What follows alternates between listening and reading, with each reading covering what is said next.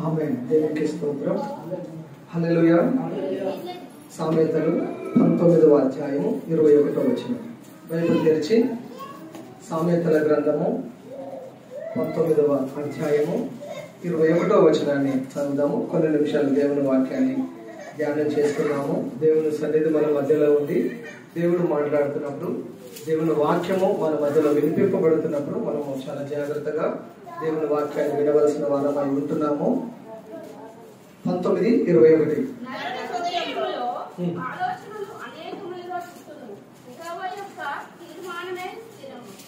చాలా నరుని హృదయములో ఆలోచనలు అనేకములుగా పుట్టును, యెహోవా యొక్క తీర్మానమే స్థిరము. హల్లెలూయా. తీర్మానము అనే ఈ పదం మీద ఈరోజు దేవుని వాక్యాన్ని ధ్యానం చేయబోతున్నాం. తీర్మానం, 4 విషయాలు, 4 తీర్మానాలు మీ ముందుంచి ఈరోజు ఇక్కడ ఈ వాక్యాన్ని ముగించి మీ కొరకు నేను ప్రార్థన చేయబోతున్నాను. మనం గమనిస్తే దేవుని వాక్యం చెప్తుంది, నీ జీవితానికి ఒక మంచి తీర్మానము, నీ జీవితానికి ఒక మంచి తీర్మానం ఉండాలి. నీ జీవితానికి మంచి తీర్మానం ఉండాలి, మంచి ప్రణాళిక ఉండాలి, మంచి నిర్ణయాలు ఉండాలి. కొన్ని తీర్మానాలు జీవితాన్ని అప్సైడ్ డౌన్ చేస్తాయి. కొన్ని తీర్మానాలు జీవితాన్ని స్థిరపరిచి ఉన్నత స్థానంలో నిలుపుతాయి.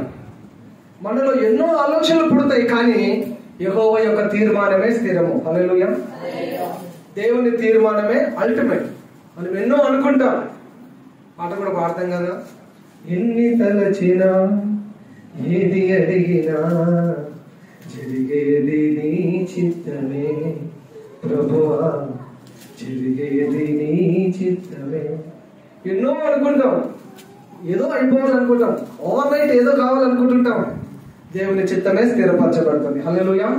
దేవుని తీర్మానమే అల్టిమేట్ అనేది మనం గుర్తుపెట్టుకోవాలి. ఈరోజు వాక్యంలో తప్పకుండా మీ మైండ్ సెట్ ను మారుస్తారు. ఈ రోజు కనుక మీరు జాగ్రత్తగా దేవుని వాక్యం అంటే మీ ఆలోచన విధానాన్ని మార్చబోతుంది ఈ వాక్య సందేశం. కాబట్టి మనలో ఎన్నో ఆలోచనలు పుడతాయి, కానీ దేవుని తీర్మానమే స్థిరము. మంచి తీర్మానం మొదటిది. 4 విషయాలు చెప్తున్నాను. మొదటిది మంచి తీర్మానం. మంచి తీర్మానాలు చేయకపోతే ఏదో ఒక రోజు పశ్చాత్తాపడాల్సి వస్తుంది, బాధపడాల్సి వస్తుంది. మంచి తీర్మానం చేయకపోతే భవిష్యత్తు అందంగా చేసేది నువ్వు చేసే తీర్మానమే. నీ జీవితం బాగుండాలంటే నువ్వు తీసుకునే తీర్మానం, నువ్వు చేసే నిర్ణయమే నీ జీవితాన్ని అందంగా మారుస్తుంది. నువ్వు తప్పుడు నిర్ణయం చేసినా, తప్పుడు తీర్మానం చేసినా జీవితం ఇందాక నేను చెప్పినట్టుగా అప్సైడ్ డౌన్ అయిపోతుంది, ఉల్టా పల్టా అయిపోతుంది, తలకిందులుగా మారిపోతుంది. కాబట్టి మంచి తీర్మానాలు తప్పకుండా మనకు అవసరమై ఉన్నాయి. మంచి తీర్మానం చేసే వారంగా ఉండాలి. మంచి తీర్మానం చేసిన భక్తులు ఉన్నారు కొందరు బైబిల్లో. మొదటిగా రూతు గురించి ఆలోచన చేస్తాం. ఆమె తీర్మానం ఏం తీర్మానం చేసింది తెలుసా?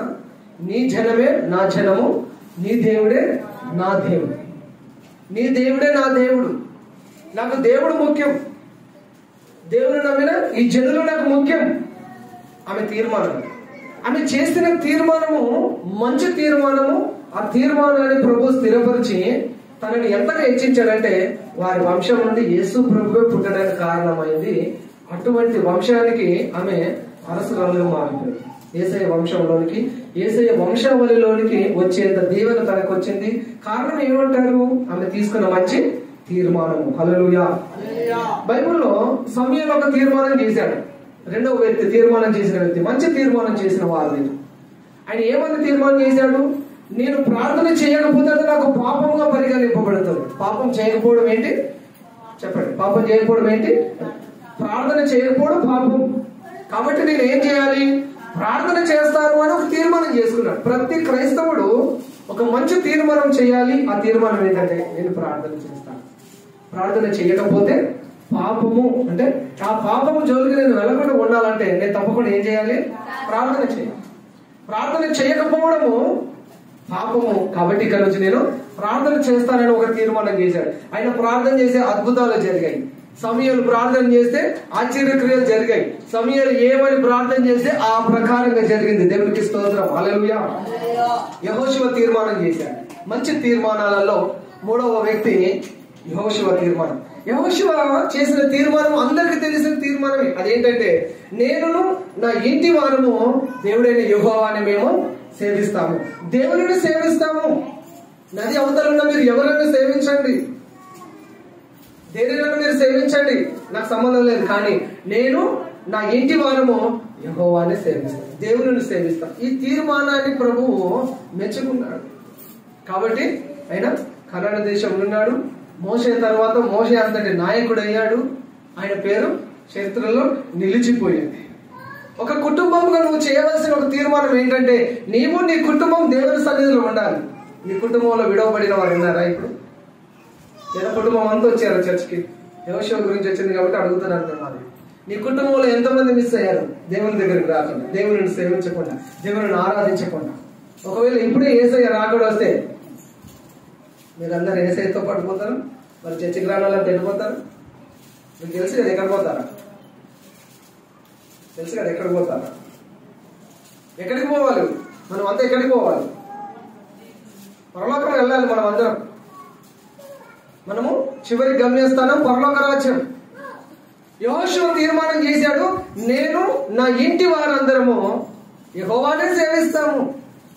పాటలు పాడతాం కదా, నేను నా ఇల్లు నా ఇంటి వారందరూ మానక స్తుతించెదము. పాట పాడటం మట్టుకేనా? కుటుంబం అంతా కలిసి దేవుని సన్నిధికి వచ్చేది ఏమైనా ఉందా? పాట పాడి సంతోషపడదామా? కుటుంబము చర్చికి రాలేకపోతుంది అని బాధపడదామా? ఏం చేయాలి? ఒక తీర్మానం చేయాలి, నేను నా ఇంటి వారందరూ కలిసి దేవుని సన్నిధికి వస్తాము. హల్లెలూయా. అది యెహోషువ తీర్మానం. తర్వాత మంచి తీర్మానాలు చేసిన వారిలో ఎస్తేరు తీర్మానం చేసింది. ఎస్తేరు ఏమైనా తీర్మానం చేసింది? నేనును నా పని కత్తెలు ఉపవాసం ఉండి ప్రార్థన చేస్తాం. సంఘం కొరకు ఉపవాసం ఉండి ప్రార్థన చేస్తాం, కుటుంబం కొరకు ఉపవాసం ఉండి ప్రార్థిస్తాం, నశించిపోతున్న ఆత్మల కొరకు ఉపవాసం ఉండి ప్రార్థన చేస్తాం, మందిర నిర్మాణం జరగాలి, మందిర నిర్మాణం కొరకు నేను ఉపవాసం ఉండి ప్రార్థన చేస్తాను. ఇలాంటి తీర్మానాలు చేయాలి. ఎస్తేరు చేసిన ఒక తీర్మానము తన జనాంగాన్ని కాపాడుకుంది, తన దేశాన్ని కాపాడుకుంది, తన వంశాన్ని కాపాడుకుంది, తన సంఘాన్ని కాపాడుకుంది, తన వారందరినీ కాపాడుకుంది. అపాయం నుంచి కూడా విడిపించుకోగలిగింది, ప్రాణాపాయ స్థితి నుంచి కూడా తన వారిని తను రక్షించుకోగలిగింది. ఎస్తేరు తీర్మానం, నేనును నా పనికత్తెలను ఉపవాసం ఉంటాము అనే ఒక తీర్మానం చేసి. ఇటువంటి తీర్మానాలు మనం ఎందుకు చేయలేకపోతున్నాం కాబట్టి ఫెయిల్ అయిపోతున్నాం, చేయలేకపోతున్నాం కాబట్టి దుఃఖము, చేయలేకపోతున్నాం కాబట్టి సమస్యలు, చేయలేకపోతున్నాం కాబట్టి తల మీద ఇంత పెద్ద బరువు. మంచి తీర్మానం, గుడ్ డిసిషన్స్ తీసుకోవాలి. మంచి తీర్మానాలను మనము చేయాలి. సొంత తీర్మానాలు చేయొద్దంట. ఒకటి మంచి తీర్మానం, రెండవది సొంత తీర్మానాలు. దేవుడు అబ్రహామును కనాను దేశాన్ని ఇస్తానని వాగ్దానం చేశాడు. కానీ అబ్రహాం ఎక్కడికి వెళ్ళాడు? కరువు వచ్చిందని చెప్పి ఐగుప్తుకు వెళ్ళాడు. అక్కడికి వెళ్ళిన తర్వాత నానా రకాల సమస్యలు ఎదురయ్యాయి. సొంత నిర్ణయాలు, సొంత తీర్మానాలు, సొంత ప్లాన్స్, సొంత ప్రణాళికలు కొన్నిసార్లు నష్టాన్ని తీసుకొని వస్తాయి. లోతు కూడా దేవుని పర్వతములకు లోతును వెళ్ళమంటే అతను ఎక్కడికి వెళ్ళాడు? సోయార్ అనే ఒక ప్రాంతానికి వెళ్ళాడు. సోయారు చాలా చక్కగా, అందంగా, ఆహ్లాదకరంగా, పచ్చగా ఉంది. నీళ్లతోనూ పంటలతోనూ సస్యశ్యామలంగా ఉంది. దానిని ఎన్నుకున్నాడు. అక్కడికి వెళ్ళడం వల్ల భయంకరమైన ఒక అవమానమును మూటగట్టుకున్నాడు. అది 19వ అధ్యాయంలో చూస్తాం మనము, లోతుకు ఎటువంటి అవమానము జరిగిందనేది. తర్వాత రుతు గ్రంథంలో ఎలిమెలేఖనైనా ఉన్నాడు. సొంత నిర్ణయంతో భార్యను, 2 కుమారులను తీసుకొని మోయాబుకి వెళ్ళాడు. మోయాబు అంటేనే శపించబడిన స్థలం. బెత్లెహేమును విడిచిపెట్టేసి సొంత ఆలోచనతో కరువు వచ్చిందని చెప్పి ఎక్కడికి వెళ్ళాడు? మోయాబుకి వెళ్ళాడు. మోయాబుకి వెళ్ళిన తర్వాత అక్కడ కుటుంబంతో కలిసి వెళ్ళాడు. మధురమైన జీవితాలు మారాగా మారిపోయాడు. సొంత నిర్ణయాలు, సొంత తీర్మానాలు. బైబిల్లో రాజైన సౌలు సొంత తీర్మానం చేశాడు. ఏ సందర్భంలో? యాజకుడు వచ్చి బలులు అర్పించాలి, యాజకుడి రాక ఆలస్యమైందని చెప్పి, సమూయేలు రాక ఆలస్యమైందని చెప్పి రాజైన సౌలు బలులు అర్పించడం, దహన బలి అర్పించి సొంత నిర్ణయంతో దహన బలిని అర్పించబోయి ఏమైపోయాడు? రాజరికాన్ని కోల్పోయాడు, రాజ్యాన్ని కోల్పోయాడు. బైబిల్లో మరొక వ్యక్తి ఉన్నాడు, యోనా. ఈ యోనా దేవుడు తర్షీష్ అనే పట్టణానికి వెళ్ళొద్దని చెప్పాడు. అది వ్యాపార కేంద్రమే కావచ్చు, కానీ నువ్వు నినేవేకి వెళ్ళు, నినేవేను రానున్న 40 రోజుల్లో నేను నాశనం చేయబోతున్నాను, నువ్వు నినేవేకు వెళ్ళు అంటే అతను నినేవేకు వెళ్తే మనుషులు మంచివారు కాదు అని చెప్పి తర్షీష్కి వెళ్ళాడు. అన్ని సౌకర్యాలు ఉంటాయి. ఓడలో వెళ్ళాడు, ఓడలో ప్రమాదం జరిగింది, ఆయన బాధపడ్డాడు, ఆయన ద్వారా ఓడలో ఉన్న వారందరూ కూడా బాధపడ్డారు, ఓడలోని వారందరికి ఇబ్బందిని కలుగజేశాడు. సొంత తీర్మానం, సొంత నిర్ణయం, మంచి తీర్మానాలు చేసిన వారి గురించి చెప్తూ వచ్చాను. ఇప్పుడు సొంత తీర్మానాలు చేసుకొని ఎలా బాధపడ్డారు, ఎలా నష్టపోయారు అనేది మాట్లాడుతూ ఉన్నప్పుడు బైబిల్లో తప్పిపోయిన కుమారుడు లేదా చిన్న కుమారుడు సొంత నిర్ణయంతో తండ్రిని తిరుగుబాటు చేశాడు, ఆస్తిని పంచుకున్నాడు, ముల్లెమూట సర్దుకొని పట్టణానికి వెళ్ళాడు. ఏం జరిగింది పరిస్థితి? పందులు తినే పొట్టుతో కడుపు నింపుకోవడానికి ఆశపడ్డాడు. ఎంత దుర్భరమైన పరిస్థితులకి వెళ్ళిపోయాడు చూడండి. దుర్వ్యాపారం చేసి పందుల పొట్టు తినే స్థితికి దిగజారిపోయాడు. నీ సొంత నిర్ణయం, నీ సొంత నిర్ణయం, సొంత నిర్ణయాలు మనల్ని నష్టంలో పడేస్తాయి అనేది దేవుని వాక్యం నుంచి మనము భక్తుల జీవితాల నుంచి మనం నేర్చుకుంటూ ఉన్నాం. మొదటిది మంచి నిర్ణయాలు లేదా మంచి తీర్మానాలు, రెండవది సొంత తీర్మానాలు, మూడవది తప్పుడు నిర్ణయాలు, తప్పుడు తీర్మానాలు. తప్పుడు తీర్మానాలు ఎలా ఉంటాయి ఒకసారి వింటారా? తప్పుడు తీర్మానాలు ఎలా ఉంటాయి, అసలు ఇది ఎట్లా ఉంటుంది? ఏ ఏ విషయాలలో తప్పుడు నిర్ణయాలు చేస్తాం మనం? బేసిక్ గా ఆలోచన చేస్తే ఏ ఏ విషయాలలో తప్పుడు నిర్ణయం చేస్తాము? మీకు ఎవరికైనా ఐడియా ఉందా? ఏదైనా గుర్తుకొస్తుందా? ఏ విషయంలో మనం తప్పుడు నిర్ణయం చేస్తాం? అయ్యో నేను అప్పుడు అలా నిర్ణయించేది లేకుండా, లేదా అప్పుడు అలా నేను ప్లాన్ చేసేది లేకుండా, నా ఆలోచన విధానాన్ని మార్చుకున్నదండి, నా తీర్మానాన్ని మార్చుకున్నదండి, అప్పుడు చేసిన తీర్మానం, అప్పుడు నిర్ణయించుకున్న ఆ నిర్ణయం ఇప్పుడు నాకు నష్టాన్ని తీసుకొచ్చింది. ఇలాంటి చాలా సందర్భాలు ఉంటాయి. ప్రాముఖ్యంగా నేను ముఖ్యమైన కొన్ని విషయాలు మీ ముందు ఉంచాలని ఇష్టపడుతున్నాను. వివాహ విషయంలో తప్పుడు నిర్ణయాలు తీసుకుంటాను. వివాహ విషయంలో తప్పుడు నిర్ణయాలు తీసుకుంటూ ఉంటాను. 3 పిల్లలు పుట్టిన తర్వాత ఈమె నాకు వద్దంటున్నాడు. వివాహ విషయంలో తప్పుడు నిర్ణయాలు అప్పుడు తీసుకోవచ్చు కదా, సరైన డిసిషన్, మంచి నిర్ణయం అప్పుడు తీసుకోవచ్చు కదా. వివాహ విషయంలో తప్పుడు నిర్ణయాలు. దేవుని వాక్యం చెప్తుంది అన్యులకు క్రైస్తవునికి జోడు కుదరదు అని. అన్యుడికి క్రైస్తవునికి జోడు కుదరదు.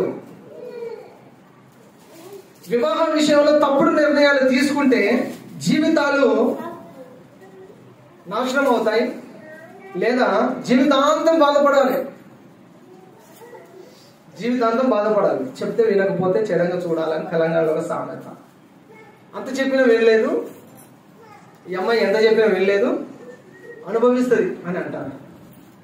అంటున్నారు మన అన్ని మీరే అంటారు, మేమేం అనుకుంటలేము అన్నట్టుగా మీరు చూడకండి. అంటారా అన్నారమ్మా. చెప్తే వినకపోతే అనుభవిస్తాము, బాధపడతాము. ముందు చెప్పినప్పుడు వినరు. వివాహ విషయంలో తప్పుడు నిర్ణయాలు చేస్తే జీవితాంతం బాధపడతారు, జీవితము నాశనం అయిపోతుంది. నా బ్రతికి ఇట్లాగే తెల్లారిపోవాలా అని ఇటువంటి జీవితాలు ఎన్నో ఉన్నాయి సమాజంలో. ఇలాంటి జీవితాలు, మారని భర్త, మారని భార్య, మారని పిల్లలు, త్రాగుబోతు భర్త, చెప్తే వినని భార్య, డబ్బులు విచ్చలవిడిగా ఖర్చు పెట్టే భర్త.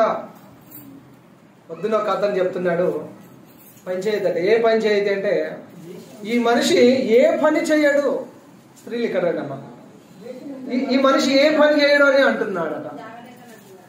మాట్లాడద్దు. ఓకే, ఏం చెప్తున్నానండి? ఈ పురుషుడు ఏ పని చేయడు అని చెప్తున్నాడు. అమ్మాయి వాళ్ళ తండ్రి వచ్చి ఏ పని చేయకపోతే ఎలా బ్రతుకుతారు అని అడుగుతున్నారు. వివాహ విషయంలో తప్పుడు నిర్ణయాలు చేస్తే, తప్పుడు నిర్ణయాలు తీసుకుంటే జీవితాంతం బాధపడాలి. జీవితాంతము హ్యాపీగా హాయిగా ఉండాలి అంటే మీరిద్దరు క్రైస్తవులై ఉండాలి, మీరిద్దరు దేవుని సన్నిధికి వచ్చేవారై ఉండాలి, మీరిద్దరు కలిసి తీర్మానాలు చేయాలి, ఒకరికొకరు లోబడాలి, ఒకరికొకరు గౌరవించాలి, ఒకరికొకరు ప్రేమించాలి. బాధ్యత కలిగిన భార్యగా, బాధ్యత కలిగిన భర్తగా మీరు ఉంటేనే మీరు జీవితాంతం సుఖంగా ఉంటారు తప్ప జీవితాంతము పోరు, జీవితాంతము సమస్య, జీవితాంతం బాధపడాల్సి వస్తుంది. వివాహ విషయంలో తప్పుడు నిర్ణయాలు. వివాహం చేసుకోబోయే వాళ్ళు జాగ్రత్త పడాలి. వివాహం చేసుకునే వాళ్ళు మాదేముందన్న అయిపోయింది, వివాహం అయిపోయింది, వివాహం కాకముందు మాకు చెప్పలేదు, మీరు చెప్పుంటే ఈ మనిషిని చేసుకునేవాడి కాదు. వివాహం కాకముందుకు చెప్పుంటే, ఈ సందేశం చెప్పుంటే ఈవిడ చేసుకునేవాడని కాదు.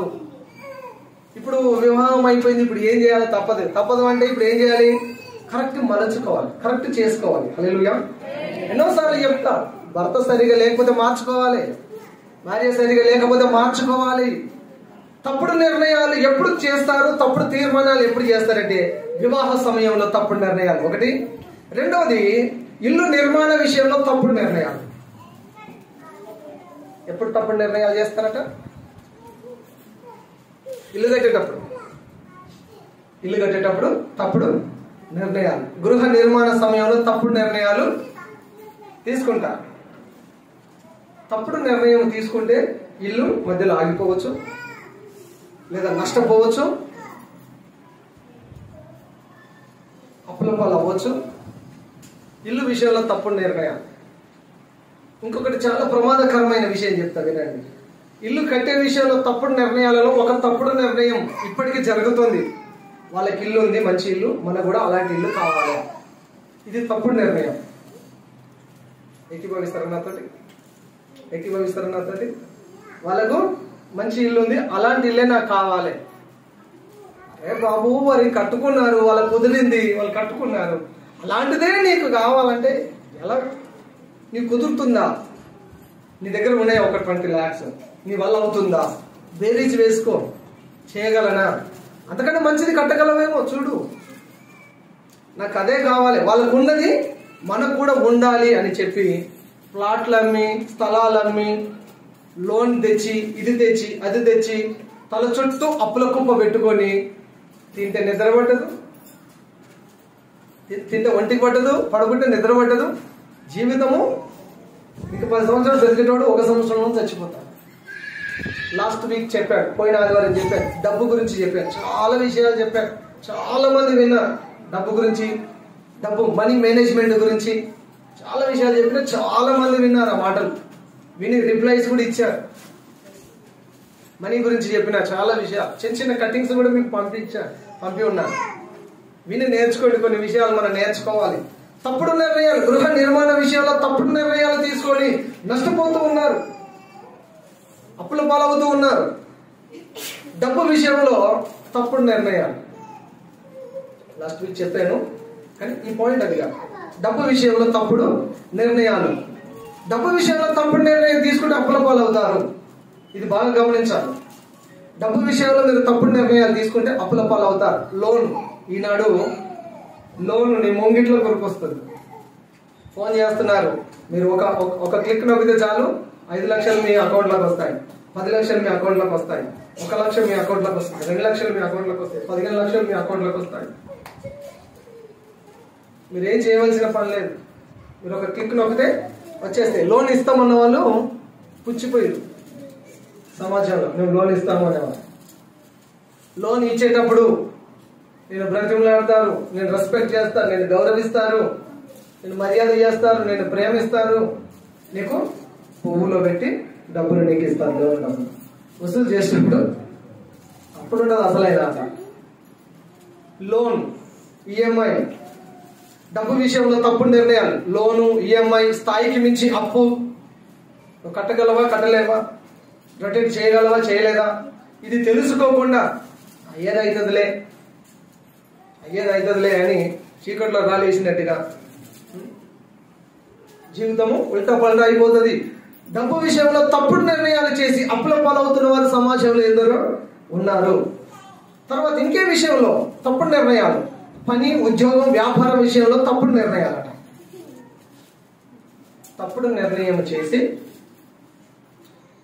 వ్యాపారం చేసినా నష్టపోతారు.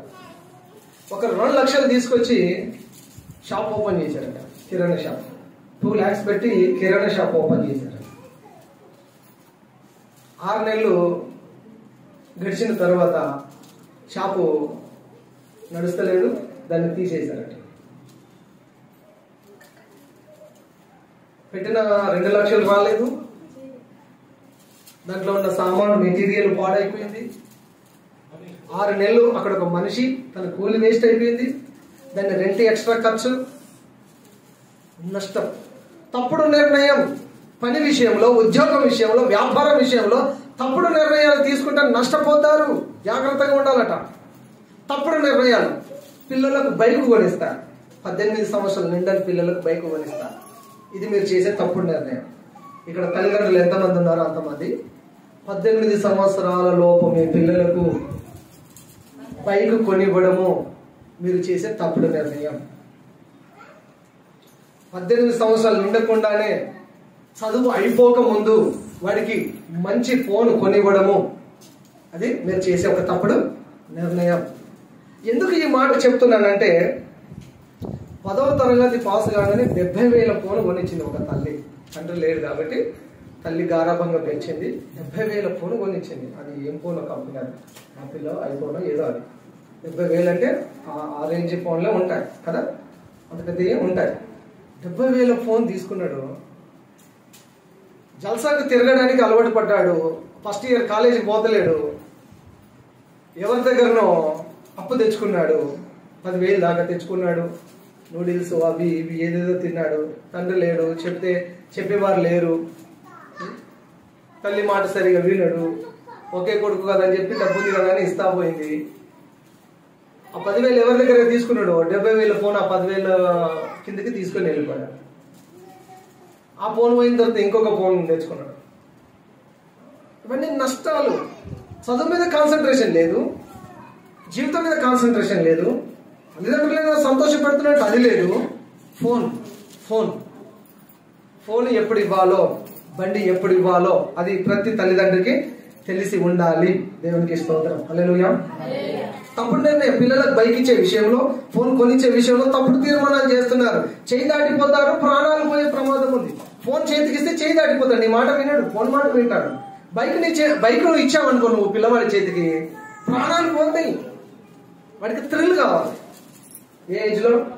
Under 18, under 20. వాడికి బాధ్యత రాకముందుకు నువ్వు బైక్ ఇస్తే ఏం చేస్తాడు తెలుసా? వాడికి థ్రిల్ కావాలి. ఆ ఏజ్ లో థ్రిల్ కొరకు ఏం చేస్తాడు? స్పీడ్గా వెళ్ళిపోతాడు. ఇటుకట్టు అటుకొట్టు అటుకొట్టు ఇటుకొట్టు, ఈ టర్నింగ్ ఆ టర్నింగ్, రేస్ అని ఇదని అదని, హైవేకి స్పీడ్ థ్రిల్గా ఉంటుంది కానీ బట్ కిల్స్ అని ఒక కొటేషన్ ఆర్టీఏ వాళ్ళే చెప్తారు. Speed thrills but kills. Speed థ్రిల్గానే ఉంటుంది కానీ అది చంపేస్తుందట. ఫోన్ ఇస్తే నీ చేయి దాటిపోతారు నీ పిల్లలు, బైక్ ఇస్తే ప్రాణాలు పోయే ప్రమాదం ఉంది.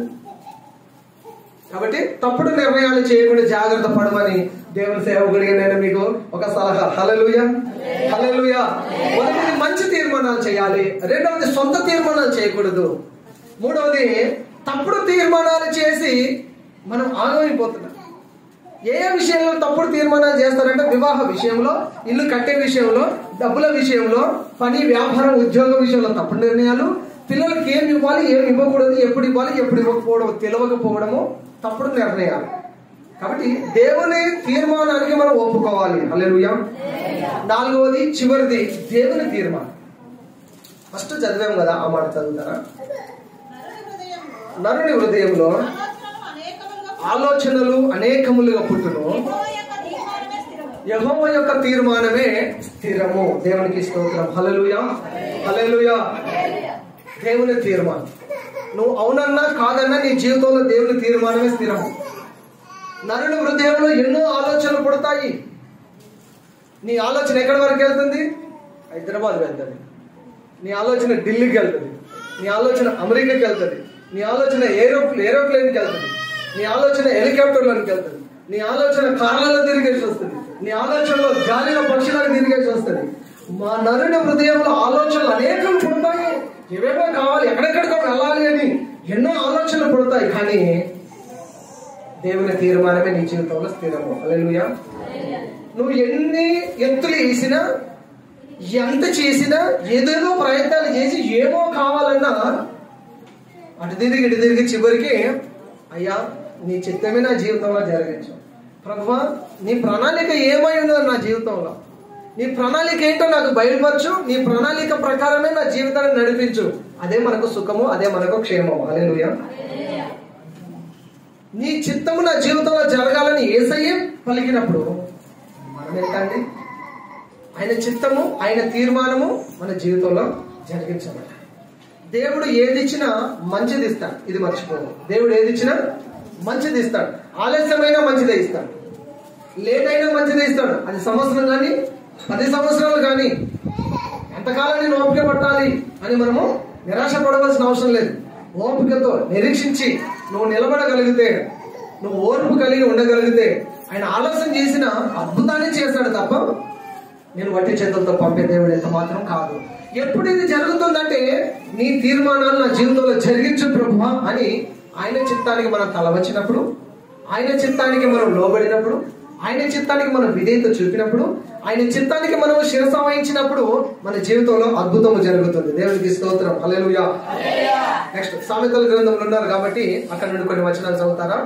15వ అధ్యాయం సామెతలు 15:22.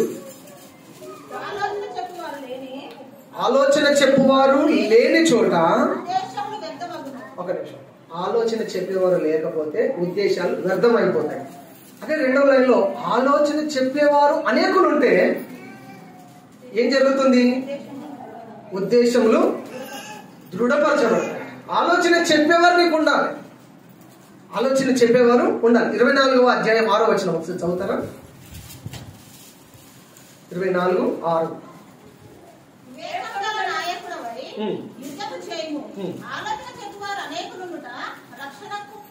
రక్షణకరము. ఆలోచన చెప్పేవారు అనేకులు ఉండుట రక్షణకరము. ఆలోచన చెప్పేవారు ఉండాలి, మనకు ఆలోచన కర్తలు ఉండాలి. దుష్టుల ఆలోచన చొప్పున నడవద్దని వాక్యం చెప్తుంది. దేవుడు ఆలోచన కర్త అని వాక్యం చెప్తుంది. మన ఆలోచనలన్నీ ఎరిగిన వాడు మన ప్రభు అయిన యేసయ్య. కాబట్టి యేసయ్య దగ్గరకు వచ్చి ప్రభువా నువ్వు నాకు ఆలోచన కర్తగా ఉండి నాకు ఆలోచన చెప్పు. ఆ తర్వాత నీకు బంధువులలో కావచ్చు, స్నేహితులలో కావచ్చు, సంఘ విశ్వాసులలో కావచ్చు, సేవకులలో కావచ్చు, నీకు ఆలోచన చెప్పేవారు ఉండాలి. హల్లెలూయా. ఎవరుండాలి? మనకు ఆలోచన చెప్పేవారు ఉండాలి. ఆలోచన చెప్పేవారు అనేకులు ఉండుట రక్షణకరము. ఆలోచన తీసుకోవాలి, ఒపీనియన్ తీసుకోవాలి. మీరు ఏమంటారు? నేను ఇలా చేయాలనుకుంటున్నాను, నాకు ఇలాంటి ఆలోచన వచ్చింది, మీరు ఏమంటారు? ఎవరితో పడితే వాళ్ళతో చెప్పలేదు కదా, మీరు చెప్పరు కదా. ఎట్లాగో ఎవరితో అయితే మీరు చెప్తారో, ఎవరైతే మీరు నమ్ముతారో అలాంటి వారు మీకు ఉండాలి. వాక్య ప్రకారంగా ఆలోచన చెప్పువారు అనేకులు ఉండటం రక్షణకరం, నీకు మేలుకరం, నీకు దీవెనకరం. కాబట్టి మనం ఏం చేయాలి? ఆలోచన కర్తలను కలిగి ఉండాలి. అక్కడే సామెతలు 20వ అధ్యాయం 18వ వచనం.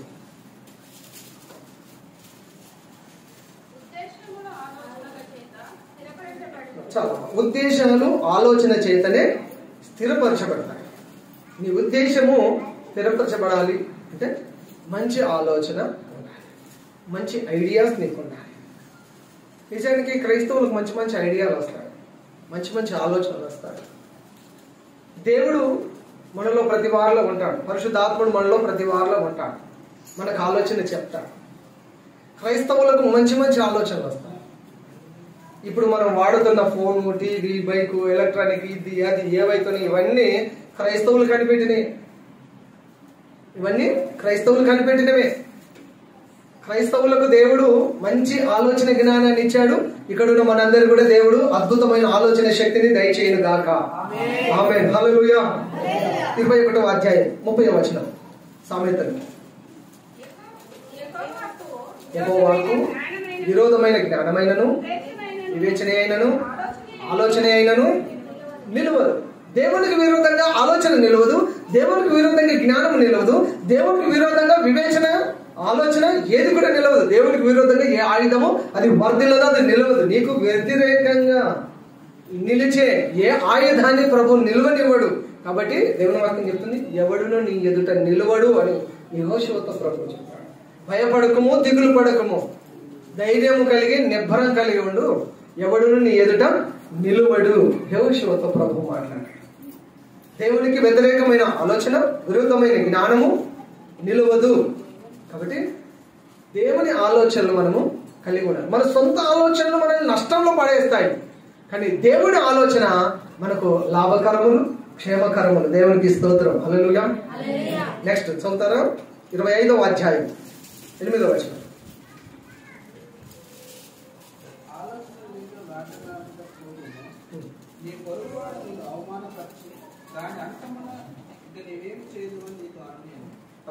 ఇక్కడ ఆలోచన లేక వ్యాజ్యమునకు పోకు. వ్యాజ్యం అంటే గొడవ, ఆలోచన లేక గొడవకు పోకు అని అర్థం.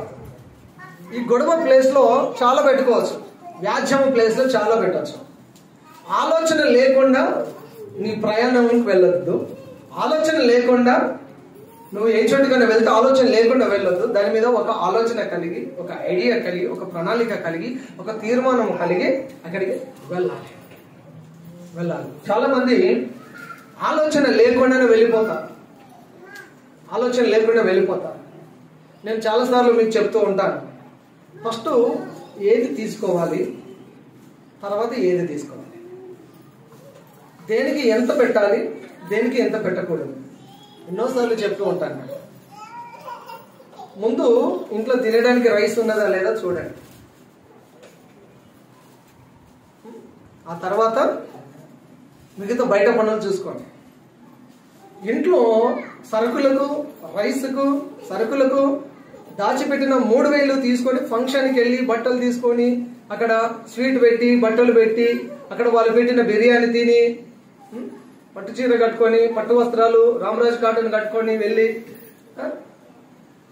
అక్కడ సంతోషపడి ఇంటికి వచ్చేవారికి ఇక్కడ నెలకు సరిపడే 3,000 గాసం లేదు, 3,000 ఖర్చు అయిపోయి. ఫస్ట్ ఏం తీసుకోవాలి? ఆలోచన లేకుండా నువ్వు అడుగు ముందుకు వేయద్దు. ముందు ఏం తీసుకోవాలి? ఒకరు చెప్పారు నాకు, గెట్ టుగెదర్ కు 1,000 రూపాయలు అడుగుతున్నారు, ఇంట్లోనేమో బియ్యం లేదు. ఇప్పుడు గెట్ టుగెదర్ కు 1,000 రూపాయలు ఇవ్వాలా, ఇంట్లోకి రైస్ బ్యాగ్ తీసుకురావాలి.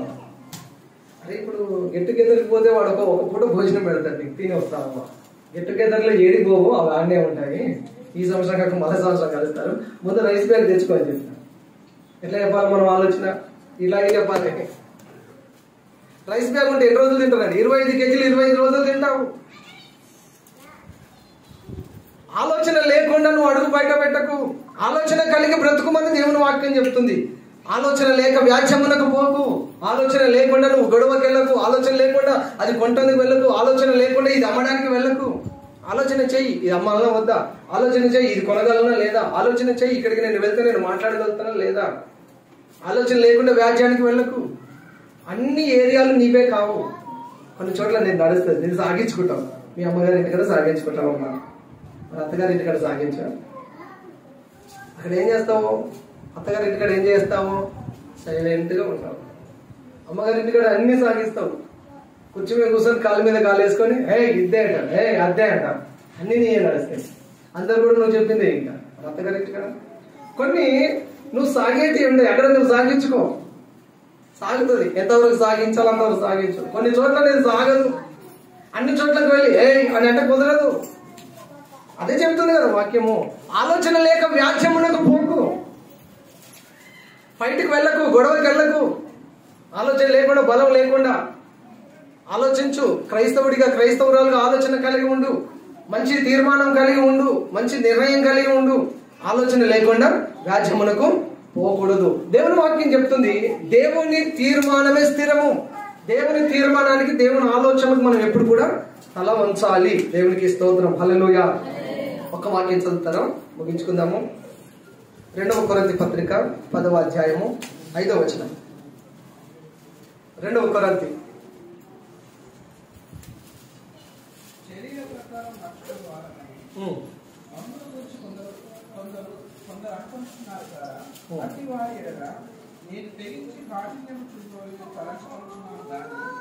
నేను వచ్చినప్పుడు అది కాఠిన్యం చూపకుండా నష్టం చేయలేని నేను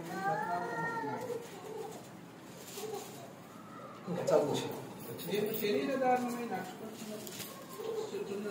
శరీర ప్రకారం యుద్ధం చేయండి. మా యుద్ధోపకరణము శరీర సంబంధమైనది కావు, కానీ దేవుని యొక్క దుఃఖములు పడపోయేదానికి బలం కలిగి ఉన్నాయి.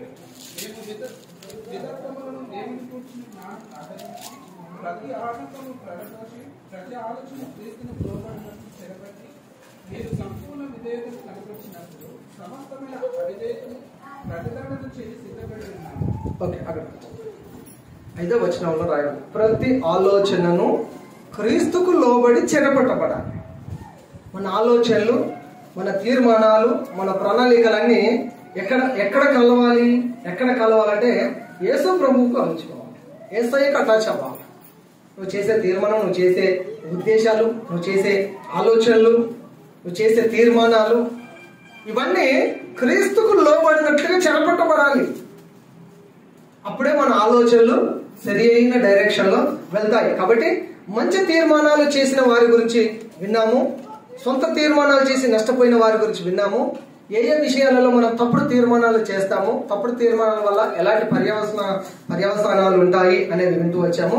దేవుని తీర్మానమే మన జీవితంలో జరిగించబడుతుంది. మన ప్రతి ఆలోచన, ప్రతి తీర్మానము దేవుని ఆలోచనలకు లోబడాలి. అప్పుడు మన జీవితం సాఫీగా ఉంటుంది.